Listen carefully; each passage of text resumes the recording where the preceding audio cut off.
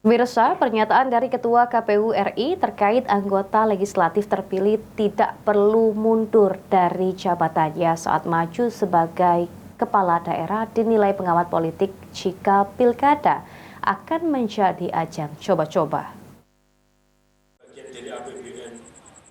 Pernyataan dari Ketua Komisi Pemilihan Umum KPU RI Hasyim Asyari bahwa anggota legislatif yang akan mengikuti kontestasi pilkada tidak perlu mundur dari jabatan sebagai anggota legislatif.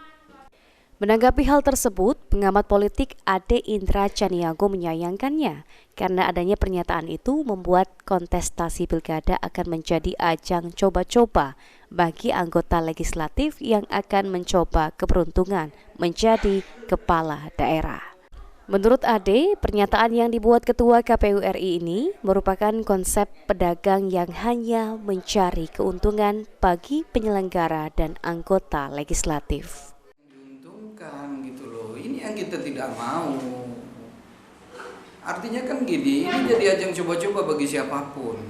Masa rakyat dijadikan kelinci percobaan? Lah ikutlah pilkada, kemudian kalau kalah, aman, kita kan masih jabat, masih bisa melakukan sesuatu yang pasti kita nggak rugi kan gitu. Ini yang kita tidak mau gitu, konsep-konsep pedagang di politik ini udahlah, capek kita. Saya sedih dengan kelakuan Ketua KPU ini, dan sejarah mencatat loh. Dengan berbagai permasalahan yang timbul di pemilu 2024, Ade berharap dapat menjadi pelajaran bagi penyelenggara pemilu agar tidak terulang pada Pilkada November mendatang. Eki Saputra, PAL TV.